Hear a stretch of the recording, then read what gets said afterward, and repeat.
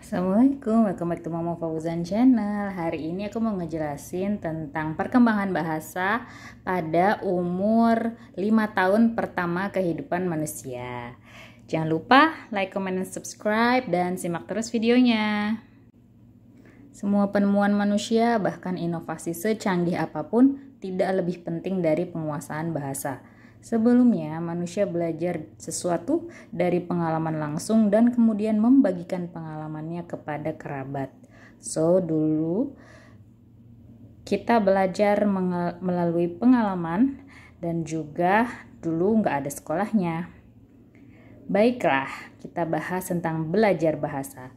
Belajar bahasa secara umum, dan kita mau mendengarkan kisah dari Lucy, si beruntung, dan si Pete yang kurang beruntung, supaya kita mengerti pentingnya bahasa di kehidupan kita. Otak kita belajar dari pengalaman sehari-hari. Pat Levitt dari Divisi Pusat Tumbuh Kembang Universitas Harvard mempelajari perkembangan otak sepanjang hidupnya.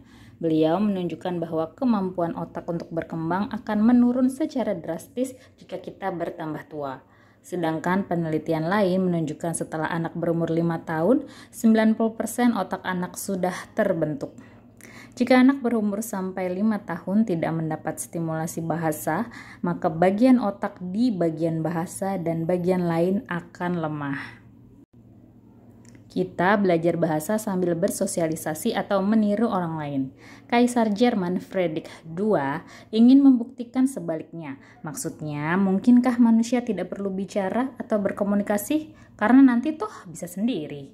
Caranya bagaimana? Jadi percobaannya begini, sang kaisar memerintahkan pengasuh-pengasuhnya untuk merawat anak-anak, memberi makan, minum, membersihkan mereka, pokoknya memberikan kebutuhan pokok.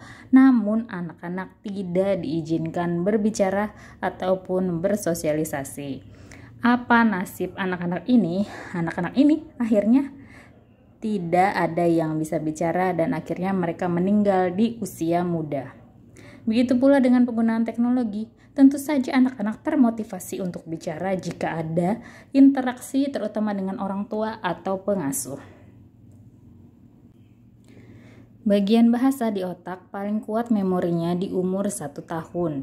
Jika kita mempelajari perkembangan otak bayi di bagian sinaps sampai dengan umur 11 bulan dan sampai 15 tahun setelahnya, kita bisa mengerti bagaimana 5 tahun umur pertama anak sangat penting. Paling puncaknya adalah umur 3 tahun. Waktu kritis ini adalah periode anak belajar kosakata baru setiap 90 menit dan belajar beberapa bahasa spontan. Sistem sensori bertanggung jawab dalam penglihatan dan pendengaran sebelumnya, karena kita butuh melihat dan mendengar untuk mengikuti. Bayi bilingual umur 4 bulan contohnya, yang ibunya orang Inggris berbahasa Inggris dan ayahnya berbahasa Cina, namun anaknya mampu membedakan dua bahasa itu dengan mengamati gerakan bibir orang tuanya. Untuk kemampuan kognitif yang lebih tinggi seperti logika, pada puncaknya jika anak sudah banyak kosakata dan mengerti simbol-simbol dan mampu mengaitkan kedua hal tersebut dengan logis. Bahasa membuat dunia. Kemampuan berbahasa yang baik akan menunjang kehidupan. Contohnya menjadi pendengar yang baik, berbicara lancar, menyukai membaca, menulis dengan ahli, dan sebagainya. Seperti kata filsuf Jerman Wittgenstein, keterbatasan bahasa adalah keterbatasan menguasai dunia. Mari kita ambil contoh kata-kata daycare center. Sebagian orang menganggapnya sebagai preschool atau tempat bermain, dan Jerman menemukan kata kindergarten atau taman kanak-kanak. Nah, kata-kata tersebut bisa kita mengerti perbedaannya kalau kita paham artinya. Sekarang mari kita dengarkan cerita tentang Lucy, si beruntung, dan Pete, si anak kurang beruntung. Kedua anak ini dibesarkan dengan cara yang berbeda. Lucy dibesarkan oleh ibunya. Ibunya adalah seorang pembicara berbahasa Inggris native speaker yang memahami 20.000 lebih kata. Sedangkan Pete memperkerjakan Sedangkan orang tua Pete mempekerjakan pengasuh dari negara lain. Nah, pengasuhnya disuruh untuk berbahasa Inggris yang ternyata bukan bahasa ibu Pete. Walaupun sehari-hari dia lancar berbicara, pengasuh Peter hanya menggunakan kurang lebih 5.000 kata.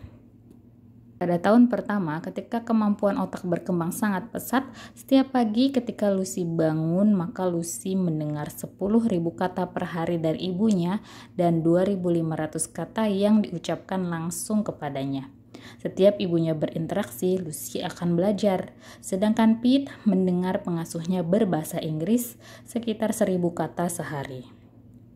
Ini bukan saja kalah jumlah kata, namun kualitasnya juga rendah karena pengasuhnya Pete kurang lancar berbahasa Inggris sehingga banyak penguasaan kata yang salah. Di ulang tahun pertama mereka berdua sudah bisa mengucapkan mama dan papa. Tapi Lucy ternyata sudah mengenal kosakata lebih banyak dari Pete. Umur 2 tahun, Ibu Lucy membacakan buku untuknya sambil menunjuk. Monyet kecil bisa jadi gorila, orang utan, atau monyet besar yang pintar memanjat pohon dan menggunakan alat. Mereka hidup bersama ayah dan mama di hutan Afrika. Pete melihat buku dan belajar dengan pengasuh. Dengan buku yang sama, pengasuh membacakan monyet itu lucu dan makan pisang. Pengasuh juga memberikan aplikasi bahasa, tapi karena Pete nggak ngerti gambarnya, ya itu hanya bunyi yang digambarkan dengan karakter warna-warni. Sehingga pada saat ulang tahun mereka yang kedua, Lucy sudah menguasai 200 kata dan menyambungkan kata, sedangkan Pete tahu lebih sedikit. Kadang Pete frustasi karena tidak bisa mengekspresikan dirinya. Lucy suka pergi ke taman bersama ibunya. Kadang mereka melihat orang tua bermain catur. Lucy nggak ngerti sih, namun dia tahu ada pion, kuda, raja, ratu, dan benteng. Suatu hari dia pasti mudah belajar bermainan catur sebelumnya karena sudah pernah lihat. Sedangkan Pete hanya melihat banyak barang kayu yang dimainkan bapak-bapak. Jadi Pete akan mengalami kesulitan bermain catur karena bentuknya sama. Ketika ulang tahun ketiga, keduanya bisa merangkai kalimat, menyebutkan nama lengkap mereka. Lucy sudah menguasai 1.500 kata, sedangkan Pete 500 kata. Di tahun keempat, Pete masuk sekolah. Dia melihat banyak jenis mainan, sedangkan Lucy sudah mampu melihat bentuk benda dari mainan tersebut.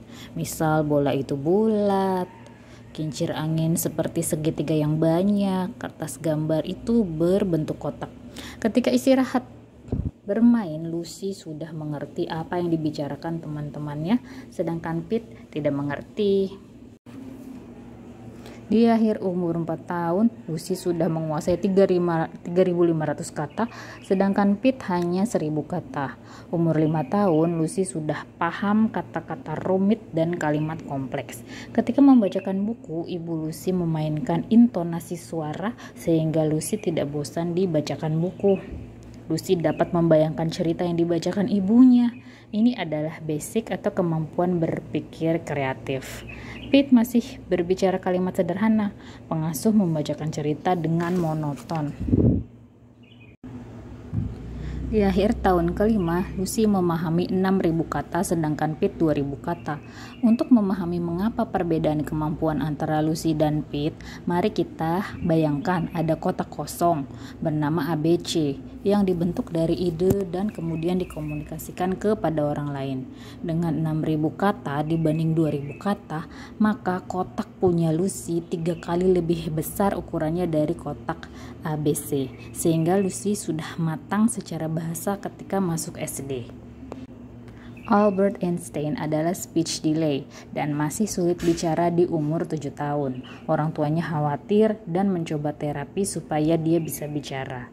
Orang tua Einstein juga takut bahwa anaknya punya kesulitan belajar. Tapi suatu malam, spontan Einstein berkata, "Supnya terlalu panas." Orang tua cukup lega karena anaknya ternyata bicara. Tapi kenapa sebelumnya tidak bisa bicara? Lalu Einstein bilang, karena sebelumnya supnya tidak panas. Bagaimana menurutmu? Apakah Pit bisa mengejar ketertinggalannya? Jangan lupa komen, like, dan subscribe. Sampai ketemu di video aku berikutnya.